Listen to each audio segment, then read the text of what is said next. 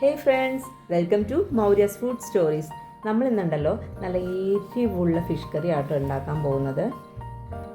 അപ്പോൾ നമുക്ക് ഉണ്ടാക്കിയാലോ? അപ്പോൾ അതിനായിട്ടുണ്ടല്ലോ ഞാൻ 2 വറ്റയാണ് എടുക്കുന്നത്. ഞാനതൊന്ന് ക്ലീൻ ചെയ്തിട്ട് വരാം. ഞാനത് കഷ്ണങ്ങളാക്കിയിട്ടുണ്ട്. കറിക്കുള്ള ചെറിയ ചെറിയ പീസുകളാക്കി ഞാൻ മുറിച്ചിട്ടുണ്ട്.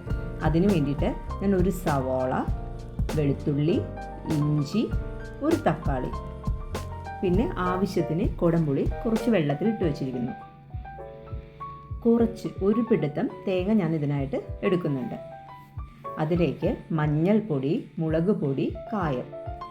ആദ്യം നമുക്ക് മസാല ഉണ്ടാക്കാം. അതിനായി ഒരു 2 സ്പൂൺ വെളിച്ചെണ്ണ ഞാൻ എടുക്കുകയാണ്. അതിലേക്ക് നമ്മൾ അരിഞ്ഞു വെച്ചിരിക്കുന്ന സവോള, വെളുത്തുള്ളി, ഇഞ്ചി ഇടുന്നു. ഇത് നന്നായി വഴറ്റി കൊടുക്കുക.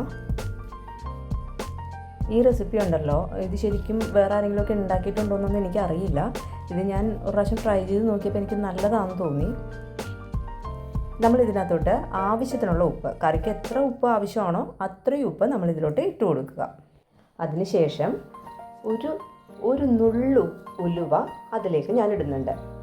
അതിൽ നമ്മൾ എടുത്തു വെച്ച ശേഷം മുളക് പൊടി, മഞ്ഞൾപ്പൊടി, ലേശം കായപ്പൊടി വീണ്ടും നന്നായി വഴറ്റുക. ആ എരിവിൻ്റെ കുത്തല കൊണ്ട് പോകുന്ന വരെ നമ്മൾ വഴറ്റി കൊടുത്തുകൊണ്ടേയിരിക്കുക. അതല്ലെങ്കിൽ നമ്മൾക്ക് കറി ഭയങ്കര എരിവ് ഫീൽ വരും.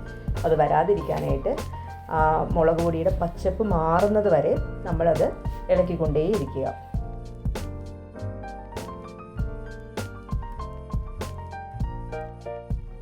അതിലേക്ക് നമ്മൾ നേരത്തെ അരിഞ്ഞു വെച്ച ഒരു തക്കാളി ഉണ്ടല്ലോ, അതിനകത്തോട്ട് ആഡ് ചെയ്യുക. വീണ്ടും ആ തക്കാളി പച്ചപ്പ് മാറി വരുന്നത് വരേക്കും ഇളക്കി കൊടുക്കുക. നമ്മളുണ്ടാക്കിയ മസാല ഉണ്ടല്ലോ, അത് മിക്സിയുടെ ജാറിലേക്ക് ഇടുക.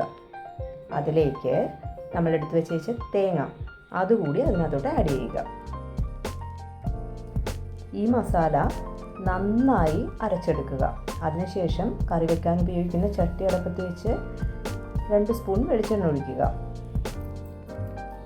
ആദ്യം അതിലേക്ക് ഉലുവ ചേർക്കുക. അത് പൊട്ടിക്കഴിയുമ്പോൾ അതിലേക്ക് കടുക് കൂടി ചേർക്കുക.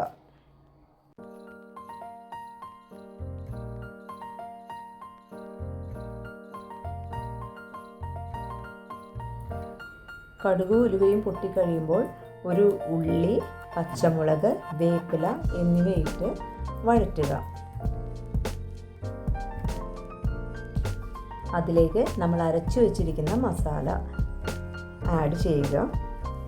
അത് നന്നായി ഇളക്കി കൊടുക്കണം. അത് നമ്മൾ വെള്ളം ചേർത്താണ് അരച്ചേക്കുന്നത്. ആ വെള്ളം മുഴുവനും വറ്റി തീരുന്നത് വരെ നമ്മളത് ഇളക്കിക്കൊണ്ടേയിരിക്കണം.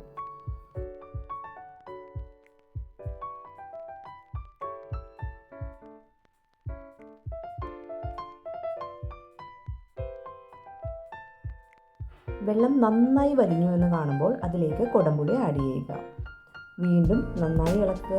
അതിനുശേഷം ആ കുടംപുളി ഇട്ട് വെച്ചിച്ച വെള്ളം ഉണ്ടല്ലോ, അതും നമ്മളുടെ അരപ്പരച്ച ജാറിലെ വെള്ളവും കൂടി ആ അരപ്പിലോട്ട് ഒഴിച്ചു കൊടുക്കുക. വീണ്ടും നന്നായി അത് മിക്സ് ചെയ്യുക.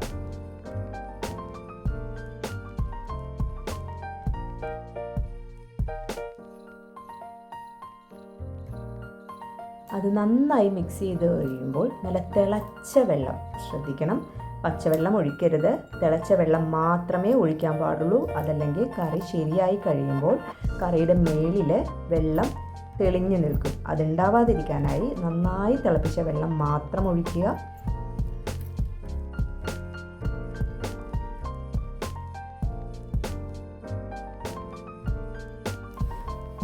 കറി നന്നായി തിളച്ച് കഴിയുമ്പോൾ ഉണ്ടല്ലോ, അതിനകത്തോട്ട് നമ്മൾ കട്ട് ചെയ്ത് വെച്ചിരിക്കുന്ന മീനുകൾ ഇട്ട് കൊടുക്കുക.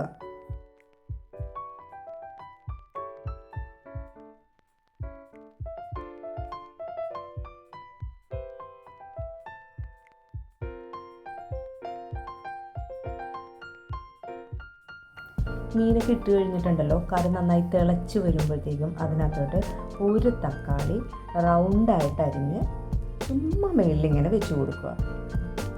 അത് ഭയങ്കര ടേസ്റ്റ് തരും കേട്ടോ കറിക്ക്. അതിനുശേഷം വീണ്ടും നമ്മൾ കുറച്ച് കറിവേപ്പില ഇട്ട് കൊടുക്കണം. കറി മൂടി വയ്ക്കുക. കറി തിളച്ചോട്ടെ. ഇത് നോക്ക്, നമ്മുടെ കറി ഇവിടെ റെഡി ആയിട്ടുണ്ട്. ഇത് നന്നായി എണ്ണയൊക്കെ തെളിഞ്ഞ് വന്നിട്ടുണ്ട് കേട്ടോ. ഇനി നമുക്കിത് സെർവ് ചെയ്താലോ? അപ്പോൾ എല്ലാവരും ഇത് ട്രൈ ചെയ്യുമല്ലോ. ഇഷ്ടപ്പെടുകയാണെങ്കിൽ എല്ലാവരും സബ്സ്ക്രൈബ് ചെയ്യണേ, ലൈക്കും ഷെയറും ചെയ്യണേ. അപ്പോൾ പുതിയൊരു റെസിപ്പിയുമായി അടുത്ത വീഡിയോയിൽ കാണാം. ബൈ.